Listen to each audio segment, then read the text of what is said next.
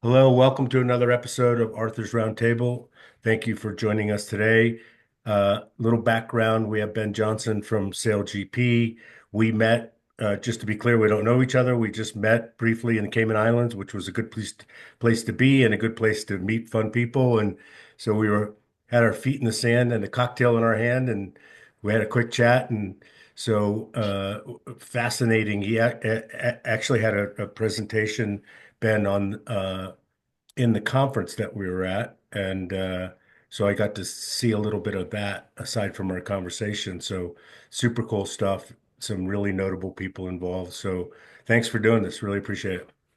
Yeah, thanks so much for having me. And certainly on the beach, cocktail in hand feels like a long way away. Or I'm out of our SailGP office here in New York and a gloomy March right now. So happy that we get to talk about sailing and a sport that feels a little bit closer to the warm weather than where we physically are today. Yeah, But the old. thanks so much for having us on, You're, Arthur. Yeah. you're welcome. It's kind of like, remember the old movie, Never Ending Sunday, which was the motorcycle races, and then there was another one like Endless Summer. So, Endless summer. so the surfers, right? So you guys are probably doing a little bit of that, right? Like, because you have to have Yeah, really good weather, right? exactly. Actually, great sort of segue for those that aren't familiar yet with SailGP, sort of into what we were building. But Endless Summer is a great entry point of this idea of a global racing circuit that takes place year round. So we are obviously always looking for those warm, iconic destinations. In many respects, we are one of the largest global racing properties. So, think traditional motorsports, but instead of cars and motorcycles, we've got the fastest racing boats in the world. So these are hydrofoiling catamarans. They go about 60 miles an hour, which again on water looks just absolutely insane in terms of the speed, the proximity that they're racing next to each other. We've got 12 teams on the water at the same time and deliver this race in endless summer, so to speak, in these incredible destinations from Saint Tropez to Sydney Harbor. We're coming up on Los Angeles next week here in March, and then San Francisco. So just these incredible iconic destinations that allow us to sort of capture that imagination of what a future sailing racing sport can look like. So were there sailing events in these destinations? Let's just use LA and San Francisco. I imagine the answer is yes, but organized by a sailing group, or was it just the is there like a managing body that does all this, or are you guys taking over all that? Yeah, it's a great entry point. So, SailGP is a 5-year-old entity founded by Larry Ellison and Sir Russell Coots. So, between the two of them, they forget more about the sport of sailing than I'll know if I spend the next 100 years working on this. But in terms of the history, it's a fascinating sport in terms of the legacy that this sport has in some of these cities. Looking at San Francisco, there's some of the greatest sporting events, not just in the sport of sailing, but in sports globally. Comeback in the America's Cup that it will rank in sort of the top two or three greatest comeback stories of all time in any sport. So San Francisco's got an incredible history in the sport of sailing with the America's Cup. Many of our athletes have participated in events there. Jimmy Spithill, our founder Russell Coots. So San Francisco is a market where we have a fascinating endemic fan base of people that have a really fond history of events coming to the bay and taking it over. We are 12 boats at the same time, so we are adding to that speed and adding to that visual spectacle for people new to the sport. LA, a fun connection for us where they're going to have the Olympic sailing in the same venue where we are right now off of Long Beach near where they do the Long Nice. Beach Grand Prix. So Yeah. there's definitely a growing connective tissue between us and some of the other events. But I think again, for people that are new to this space, it's not traditional sailing. My background actually isn't historical sailing.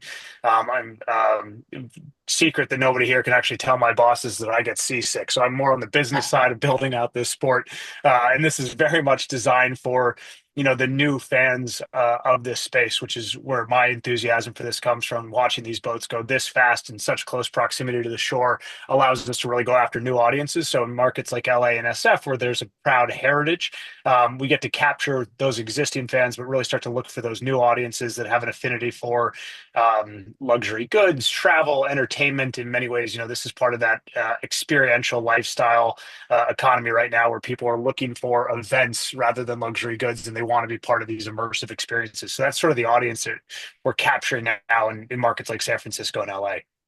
So we can get into it whenever you feel like it, but is it like going to a golf event and you've got the sponsor suites and you've got the premium tickets and you got the VIP lounge or the paddock pass at Formula One, or is it something like that? Yeah, it's a great entry point to it. So, when you think of our races, we are Saturday, Sunday races. In the afternoon, all of the racing takes place in a really short format. So it's perfect for a communal social experience. So when we go to a city like Saint Tropez or in Spain, you've got people that are coming in the afternoon. They're out doing something social in the morning, but grandstand tickets. So we think of ourselves as stadium racing from an access standpoint. So people are watching the sport unfold in literally feet away from them off the shoreline. So being able to bring the speed and the immersive factor of the sport close to shore has been part of the technological achievement of our tech team, of our founders, to make this accessible to large audiences. So from a spectacle and spectator perspective, the weekends are Saturday, Sunday racing, grandstand. You are entering with your ticket, friends and family, watching four 15-minute heats. So it's short format, really designed for a modern attention span.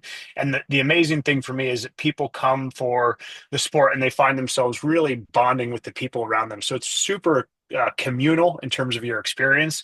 You have that downtime, brief downtime in between races where you can bond with people that you either came with or you've met at the event. So in many ways, it emulates my favorite aspects culturally from a horse racing event or Yeah. a more modern sort of short format designed to be accessible to non-traditional audiences in a way that lends us to that lifestyle side. But then, yes, absolutely, from a hospitality standpoint, I actually think it's one of the areas that we are doing best in sport right now. We've got partners like Accor Hotels and Nobu, and the experts in the hospitality space delivering some of our high-end experiences, whether for corporate partners or our team owners and our VIP guests. So that experience is like going to a luxury box at a traditional sporting event with the added value of being even closer to the action, getting more access to the athletes. In some instances, we're even putting guests on our guest chaser program, which puts them on a speedboat on the water, hanging on for, as they go That 35, sounds 40 like miles an fun. hour and watch it. Oh, Yeah. it's incredible. And they've got a sailboat going past you at twice the speed. So from that perspective, we want the weekend to be as immersive as possible for as many people as possible. Yeah. So, just a little diversion here. Rhode Island has been a sailing mecca, right? Is it still continue to be important? It very much so. And it's funny you mentioned, we have had great conversations with the city of Newport. It's a place we'd like to bring one of the SailGP races to. We've got a great problem that sports leagues everywhere want to have in terms of demand for the events right now. We've got a competitive bid process to secure the rights to bring one of our races. We're at 13 race calendar this year, looking to continue to expand that going into 2026. But Newport's absolutely one of those cities where we look at the physical backdrop, the opportunity to bring large spectator audiences. There's obviously an incredible legacy from some iconic brands that have activated there. So we would love to be in Newport. It's one that we've looked at a couple times and are still figuring out sort of where it fits into our calendar. But my hope is that we're there sometime in the next few years because it would be a wonderful extension of our East Coast presence right now for the races. So, does Larry has competed famously in the America's Cup, right? He'll continue to do that, I imagine, right? So right now it's Larry and Russell founded SailGP, and the interesting thing for those of us that have joined is the focus on new audiences. So right now we've got six athletes on board each F50. So this is a male and female. Actually, gender equity is something that I should have started with, where you've got male and female athletes on each boat. So regular teams As long as you're racing nation versus qualified, nation Ben. sailing. uh, Deeply qualified and absolute badass athletes. And Arthur, I think that's one of our favorite things. When we look at being purpose led, when we say sustainability or gender equity, it's not tokenism. These are badass rock star athletes wearing, their breathing tanks and diving knives and, look like astronauts rocking up onto the boats and racing these things at astronomical speeds that again make me nervous watching from shore. So definitely Crazy. not tokenism. These are the best athletes in the world, regardless of gender, regardless of sort of nation. So we think that's part of the thrill and the novelty that can help us grow into some of those new fan bases as well. So yeah, so these teams are six athletes on board, different positions. You've got a captain, a strategist, um, two grinders, a flight controller, and a wing trimmer that make up that team. And it's the same team, the only variance there being depending on the wind conditions that day. But again, these boats are rocket ships in the sense that they're going, 60 over water. They're actually going so fast that the hydrofoils, the carbon fiber blades that keep the boats out of the water starts to boil around those blades. They're going so fast. So they're literally boiling the ocean, which is how fast these boats are actually That's flying. intense. So can Yeah. we talk about like, I know nothing about it. So you can start with that. And might sound like or my question is going to suggest that I know something, but I don't. This, this hydro, the, uh, the hydrofoil or whatever the right term is, Yep. this is relatively like in the last 10 years, right? To lift the catamaran hulls off the water and then just have let the least amount of resistance, right? The tech advancements in the sport, I can't find an equivalent sport, motorsport, any other sport out there that's done as much as this sport has done to change the core product for the better in terms of the accessibility, the experience, the visual opportunity for fans is directly, up close stadium racing that you wouldn't have had, to your point, a few decades ago. The boats would have gone too slow. They couldn't get the speed. They couldn't maintain the light wind days. And the innovation that's been put into the F50s, and they're all single design, which means that this sport comes down ultimately to team performance and athlete performance, not who's got the best proprietary and secretive Engine tech or on any something. given Yeah. day. Yeah. Yeah, which is really exciting for us because that's a level playing field, and we also get to then tell that story back to our fans. So, people have access in real time to the data coming off these boats, which is a astronomical amount of information. So you can really understand sort of which teams are doing what well, how much time are they out of the water, how little distance are they sailing, sort of point to point, in a way that sort of allows you to understand the performance piece in a really accessible and novel way. But absolutely, the technology piece. From a sports perspective, there's nothing I've found that's comparable in terms of how far and how quickly it has progressed to the audience opportunity. And that's just for the on-site spectacle of watching these boats race at these speeds. On TV, we've had similar innovation around products like Liveline, which is what we use to actually define the race course. So for a viewer at home watching on CBS Network that's watching the sport for the first time, you actually have a really simple entry point to see the distance that the boats have between each other, where they're going next, what kind of speed they're maintaining, in a way that, we are breaking recent broadcast records for this sport because it's so immersive and you get such a good sense of that speed and also the easy entry point that you need as a modern sports league to go find new fans. So all of that is part of that technical innovation that we're using to make this sport accessible, make it fun to watch, and make it live up to modern expectations for speed, drama, everything else. So is it fair to say that the lines you see on the football field to designate, first down and so on, it's a similar type technology where it superimposes it when they broadcast it like that? That's exactly right. Yep. So we call that live line, and we've actually just recently even won awards on it, patented and operated by SailGP, and it's something that we think allows us to go after those net new fans because again, it really shows you in the same way football is doing such a great job with the graphic overlay for the events. We can help make that story such an easy on ramp for new viewers. So is the business model, and this is going to reveal some of the stuff that I've been exposed to that again I don't know anything about.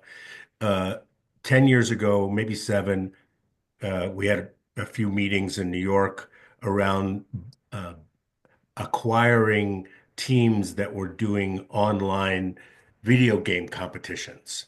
And at the time, that was a great opportunity because whoever was organizing all that basically was the NFL of that competition, and they were selling Mhm. teams. And if you bought one, there was a J curve immediately because so many people are watching people play video games, which is Yep. not my generation, but I get it.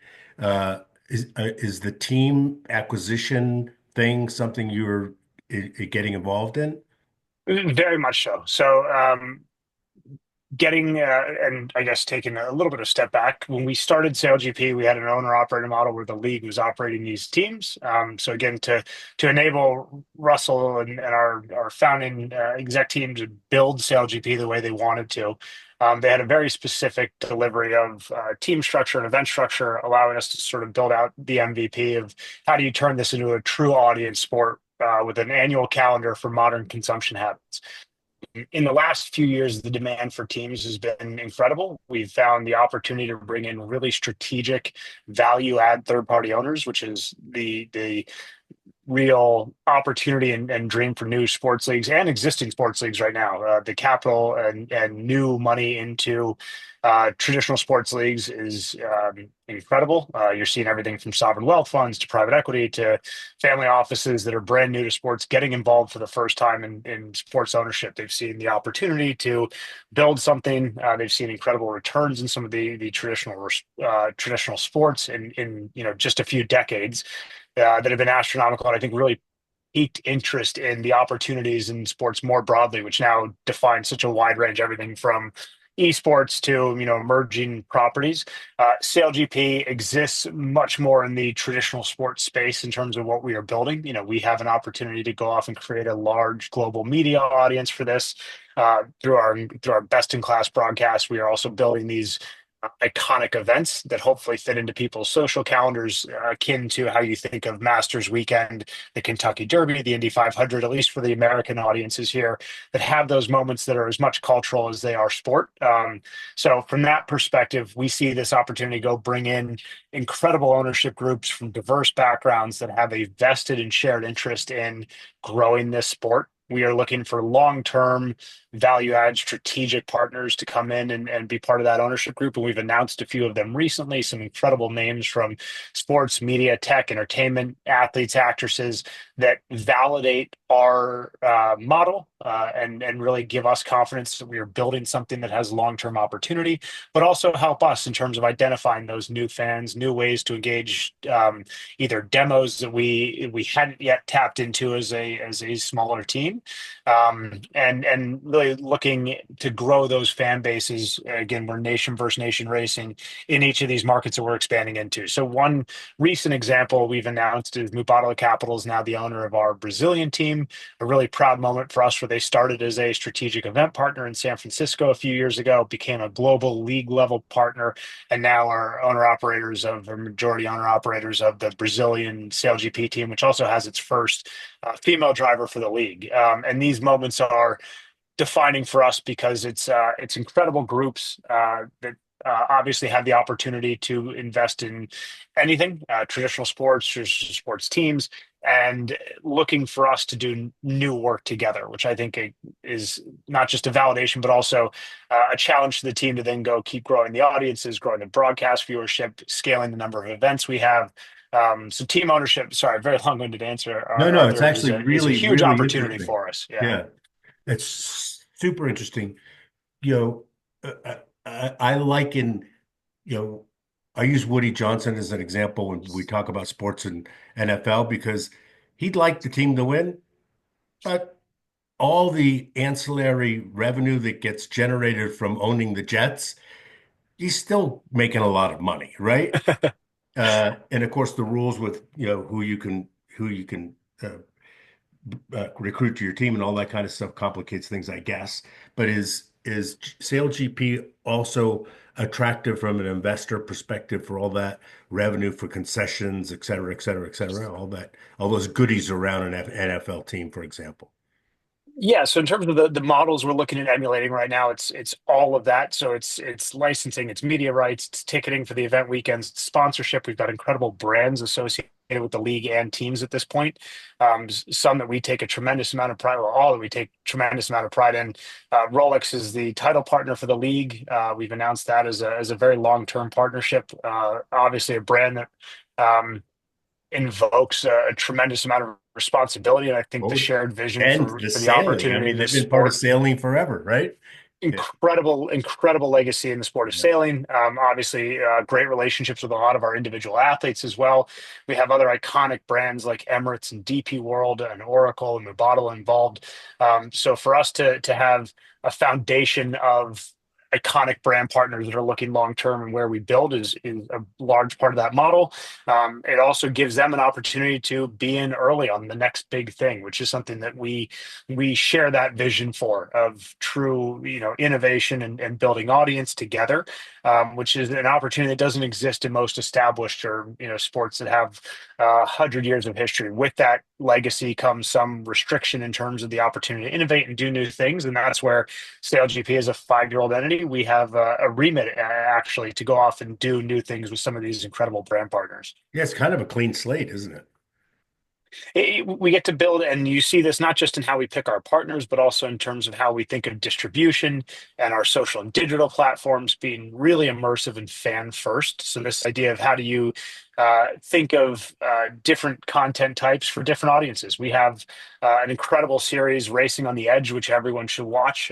Kudos to our incredible content team that produces this series in-house. It's a behind-the-scenes docu-series that follows a lot of the teams. It's available on YouTube. It's available on Paramount Plus. And I think showcases sort of that opportunity to do deep, authentic storytelling, but also thinking of wholly owned or wholly individual audiences. So we've got content for the diehard SailGP fans that have been following at least an iteration of this sport and some of our athletes for decades. And then we've got short format content on platforms like TikTok that is capturing the attention and imagination of the next generation of SailGP fans. So we get to build with the modern opportunity baked into the model, which is a huge advantage in terms of audience growth and model long term.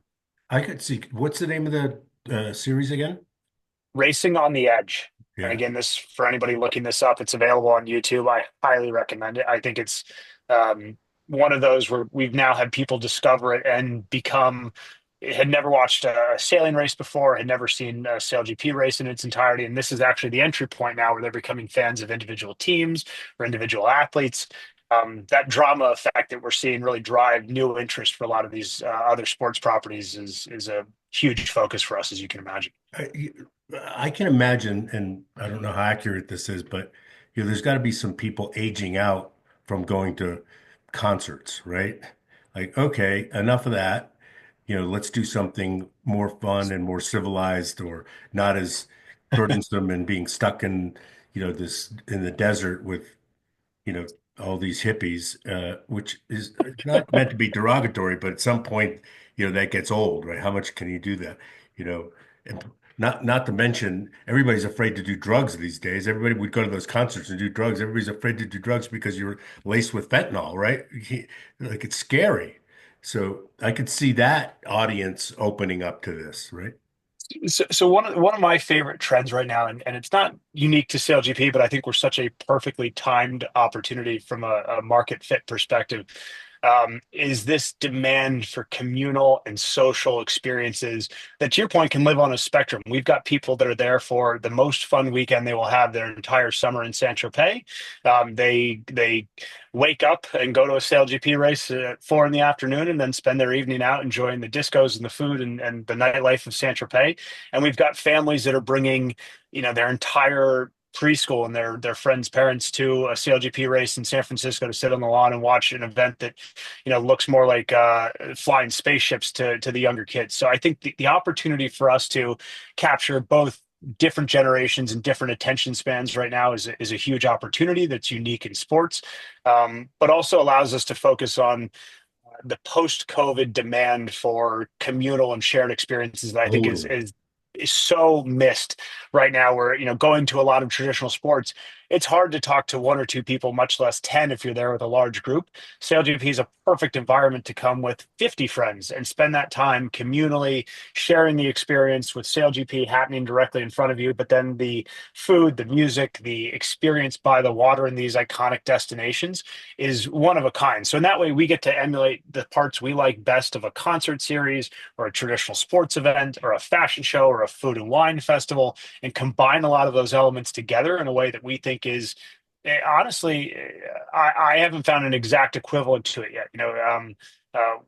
In terms of that experience and that opportunity for us to really own this concept of fun by the water is a tremendous gap right now in terms of people's social experiences and what they're looking for new things. Totally makes sense. And there's something special about, to a person, I think being on the water or near the water, there's something really special about that. You know, Absolutely. I mean, our destinations, again, I've only listed a few of them, but our destinations from a race location perspective, we've got LA and SF coming up, and then we get to go to Rio for our first race in Brazil, and that's part of the Mubadala partnership. And then we're back here in New York for a race June 8th. From there, we go to, we're in Portsmouth in the UK. We've got races in Geneva, in Spain, Germany, and Sassnitz for our first time in Sassnitz. So again, these destinations are world class. We've actually just finished a race in Sydney Harbor. We were in Auckland before that. So when you think of the global calendar and the opportunity to bring these races city center to these iconic venues, we get to be part of the immersive experience, the culture, the nightlife, the entertainment that makes these places great to be with in the first great to be in the first place.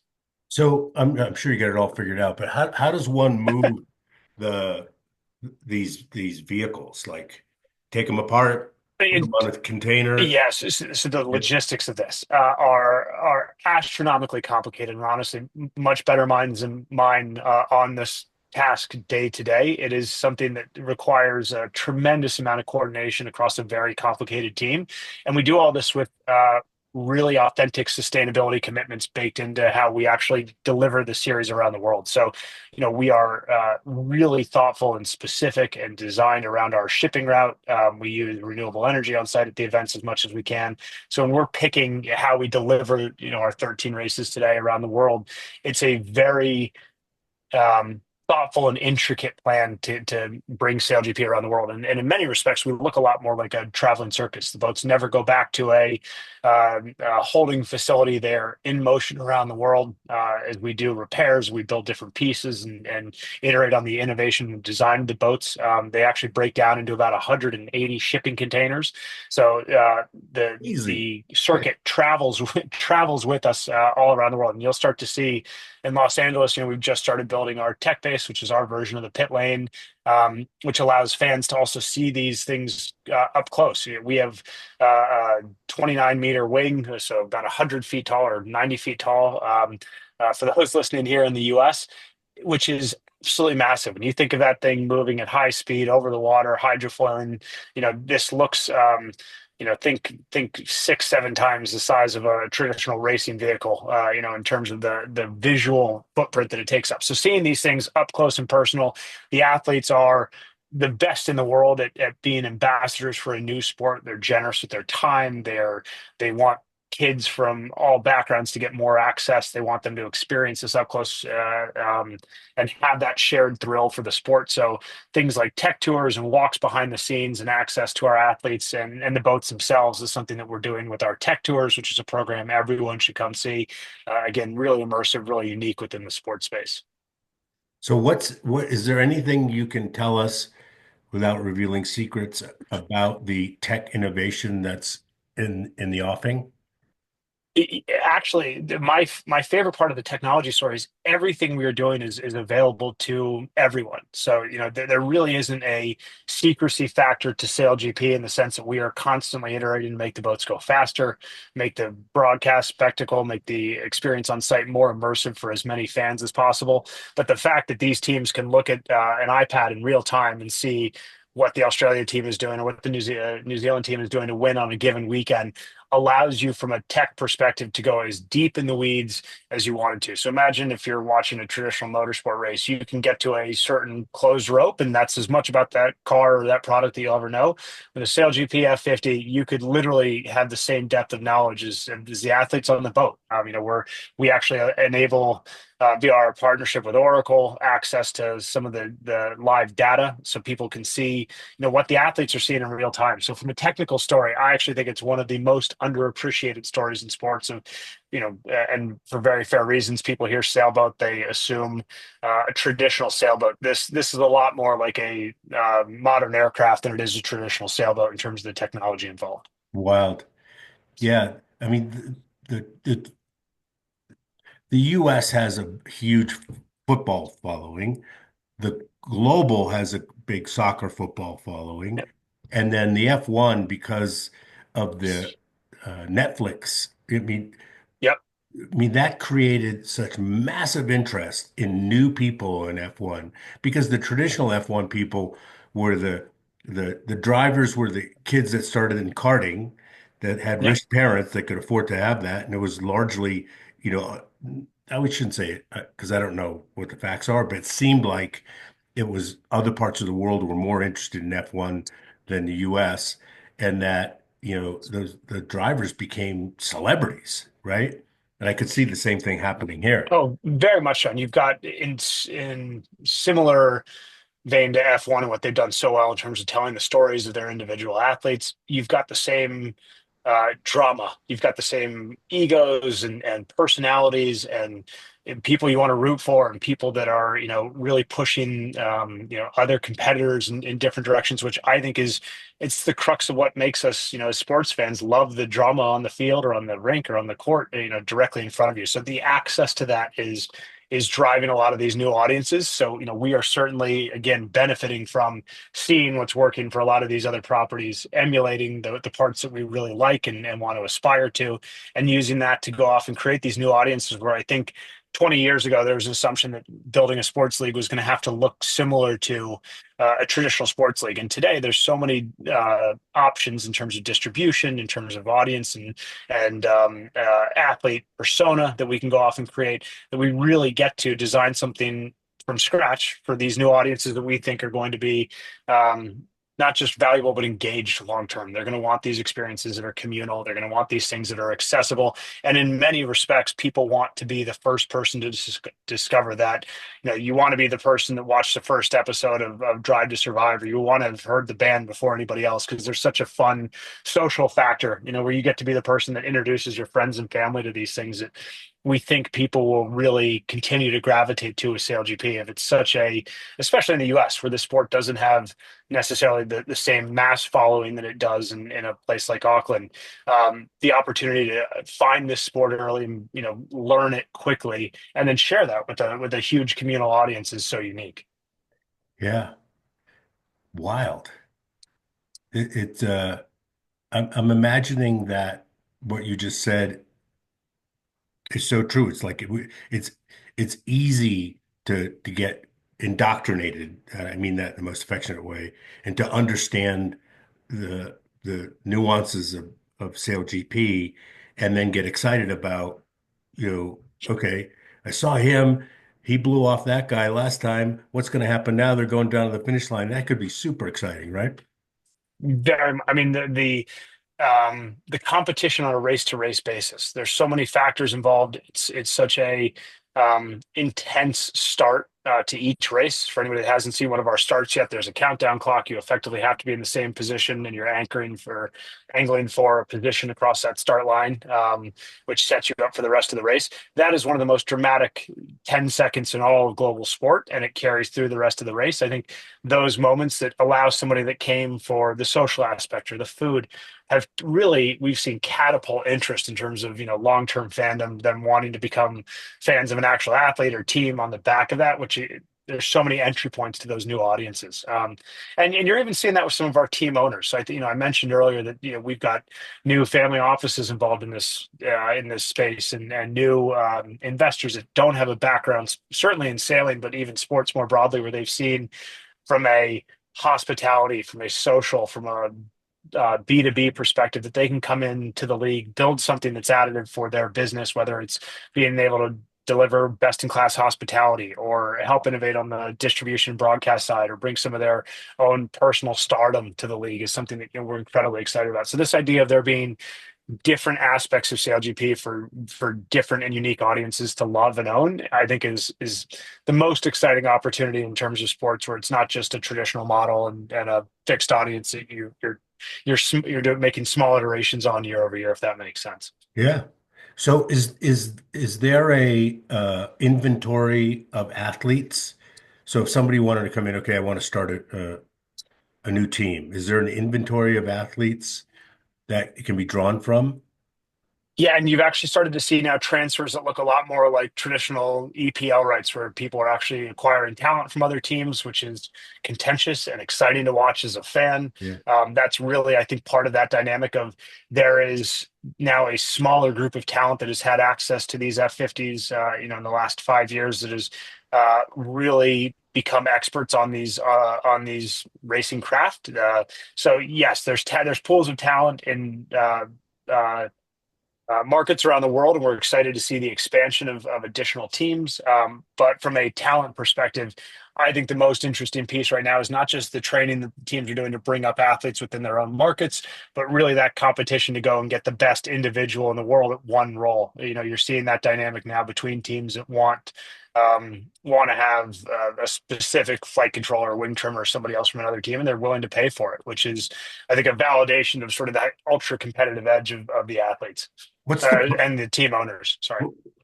aside from the accolades of winning, coming in second or third, what are the purses like? So there's prizes for each race, and then there's a winner take all $2 million prize at the end of the season. So one of the designs we've done from a scoring perspective is that nobody can win a SailGP season halfway through the calendar. All you are doing is fighting for points to get you guaranteed in that Smart. last race on the last Sunday of the season. Yeah. Exactly right. So it's Yeah. it's a winner take all last race, which you could have won every race, but if you don't show up on that last day, somebody else is going to take that purse, which is again that drama that comes down to that last race is a perfect highlight of, I'd say, sort of team dynamics in the most stressful circumstances. Yeah. So, we really start to see some teams get into a rhythm at different times a year. It's a lot like traditional sports in that sense. And they bond and they have three great races, and then something changes, and you see somebody else emerge. And that differentiation on a race to race basis makes us interesting from a sports betting perspective. Again, think horse racing and some of those connections there. So some fun announcements from SailGP in the months ahead as we build out our offering and opportunity and other experiences like betting on site. So a lot more for us to do, again, to sort of build into that differentiation on a race to race basis. Is there a lot of data to support someone to take on the betting risk, like Yeah, we, we've FanDuel or all we've that made kind of stuff? incredible. Yeah, it's a great question out there. So we've made great progress on this. We've actually now run betting for our last three races.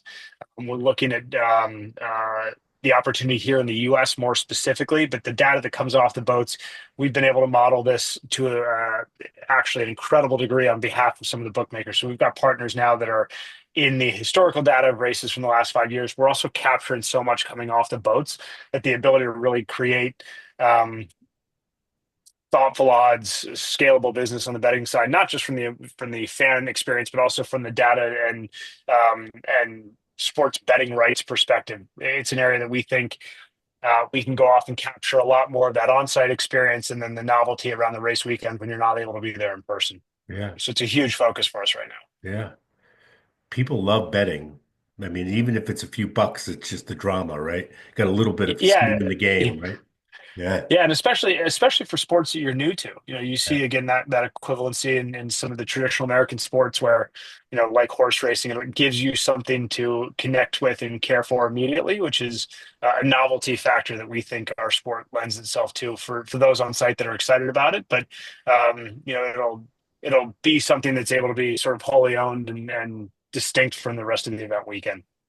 So human nature being what it is, people like the drama of a crash in F1 or Indy 500 or something like that. It gets the adrenaline flowing or whatever, do these boats crash into each other? Spectacularly. And Yeah. that's where, again, much braver athletes than me racing these craft. We've had a few capsizes in recent races. The visuals, go viral immediately. They're on nightly news around the world. They are violent. It takes such precision to keep these boats moving at the speed they do in close proximity to other boats that it's a part of racing, and you certainly see it with us with a race course that is built for speed and uber competitive, the most competitive athletes in the world. You factor those two things in any great racing sport, and you're going to have that drama of collisions and crashes. And we certainly, on a race by race basis, have that drama where the boats are, hitting each other in close proximity to each other, in close proximity to the shore and the audience, and seeing that drama unfold is part of what makes this such an incredible spectator sport. You really do have that sense of um, white knuckle speed that you see at an F1 race or at a traditional motorsport race where you don't expect it to be happening on the water. It's such a counterintuitive experience to see something moving that fast, going 4 times the speed of wind in some instances. Crazy. Yeah, just crazy from a visual perspective. Yeah. But also watching, the athletes hang on. They don't have brakes. They don't have, the traditional traction of a race car. So you see them having such a defined skill in terms of what they're doing to move these craft at these speeds and these conditions. Again, my favorite experience is putting our guests on a guest chaser and seeing this up close. Because when you're doing 40 miles an hour on a speedboat, you feel like you're barely hanging on, and you watch the boats go past you at almost twice the speed, which is just surreal. It's crazy. What's the so how many events that you have in the balance of this year? About. So coming up, we've completed 3 races so far. We've got another 10 races to go. And certainly for all the listeners here, we would love to get people out to more of these races. This is one of those events that I so fundamentally believe seeing in person will just spark your imagination for a million different things of what, entertainment can be and what hospitality can be. So coming up in short order, we've got Los Angeles, the weekend of the 15th and 16th. That'll be down in Long Beach near where they do the Long Beach Grand Prix. We've still got tickets available for that event. It's an incredible way to experience a part of LA that you probably haven't seen from a racing perspective, and a great entry point to some of the Olympic events that'll be happening there in a couple years' time. San Francisco is the weekend directly afterwards, so the 22nd and 23rd of March, 25. San Francisco is one of our great race courses. We get to be directly on Marina Green in between the St. Francis and Golden Gate yacht clubs. Our backdrop is Alcatraz and the Golden Gate Bridge. I don't think there's a better venue in all of sports. And I'm a golf purist. I love Augusta. I love some of these other venues, but seeing the boats on the bay capture the entire attention of the city of San Francisco. You can see us from the Presidio. You can see us from the hills. You can see us from the office buildings. We really take over the entirety of San Francisco Bay. So for anybody in that area, please do come see it on the weekend of the 22nd, 23rd. We are That doing would be, corporate hospitality yeah, packages, nice.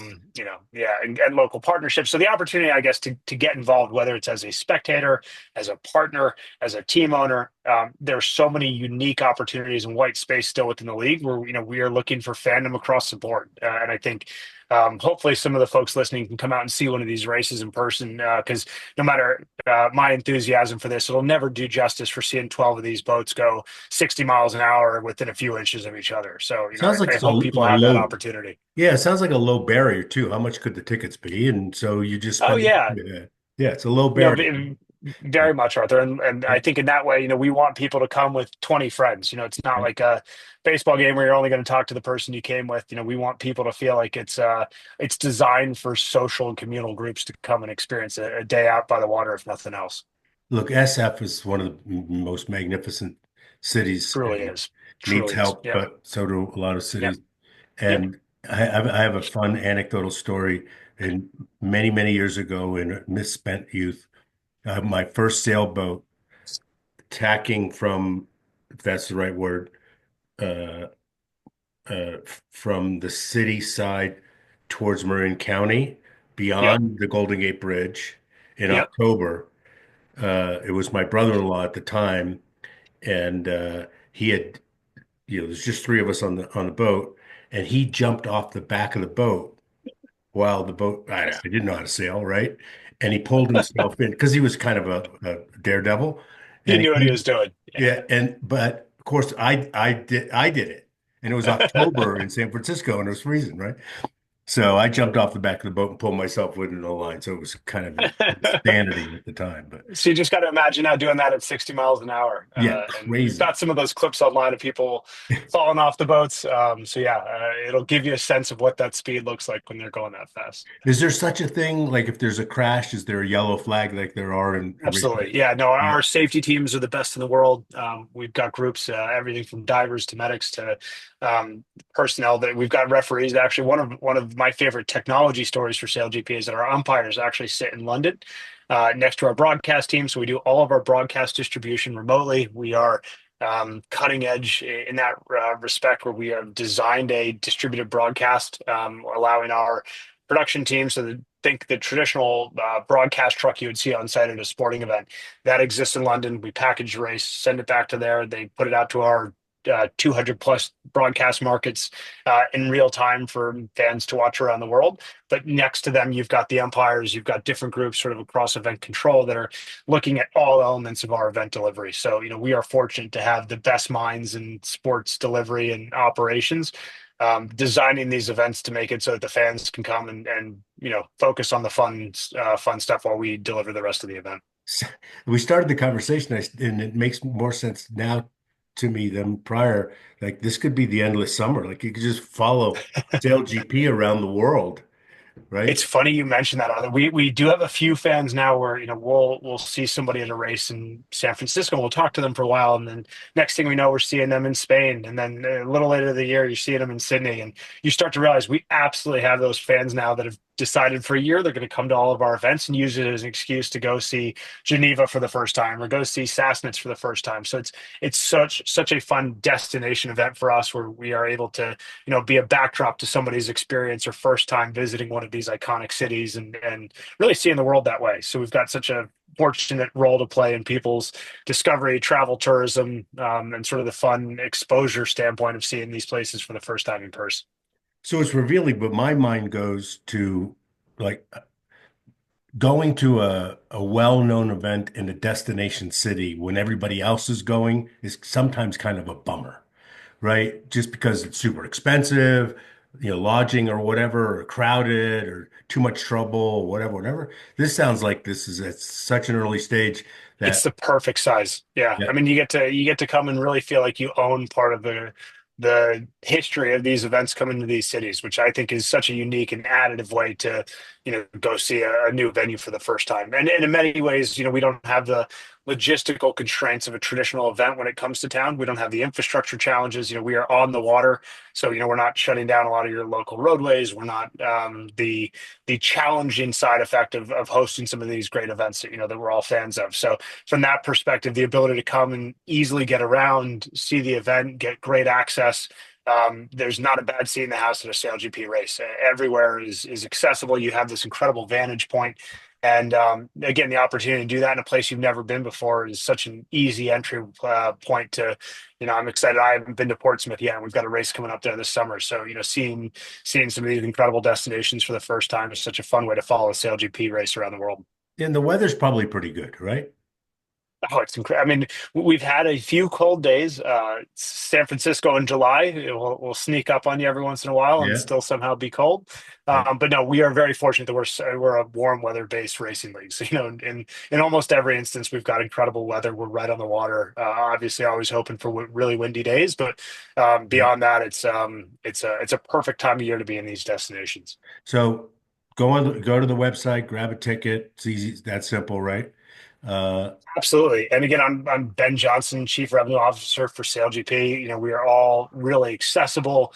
We are looking for fans, and available where people have questions. You want to find an entry point from a partner perspective, sponsorship perspective, team ownership perspective. We've got an incredible team of people building what I believe is the most thoughtful sports property out there right now in terms of new opportunities and growth. So, we relish the opportunity to talk to new audiences and get people to see a race for the first time. yeah. I think that there will be plenty of people that see this that could fit either, just want to come. And then, you know, and then there's a whole host of people that are looking for, team investment. And this is, probably had not been And available for, prior to you guys getting started with all. yeah, certainly. And again, I think that's the most fun part about this league is we don't have a specific ask. So, if you want to come see a race for the first time, that's a great entry point. And we are in that fun development stage right now. We really just want people to see the incredible product and the amazing athletes we have right now. And that's really the only ask for us as a league. And again, a million ways to get involved with us beyond that. But that's a perfect entry point for new fans. Yeah, super. Well, Awesome. I'm really, really grateful that we ran into each other and Likewise, Arthur. No, we get to talk really about this. appreciate the time. Yeah, Yeah. super. We'll Thanks so make much for having sure me on. make sure when we post this, people can get in touch with you. But thank you for doing Perfect. this. Really, really interesting stuff. Exciting. Oh, Thanks, Arthur. Yeah, I know you, all done now. Are you uh, yeah, we're still recording, but what, done oh, now. sorry.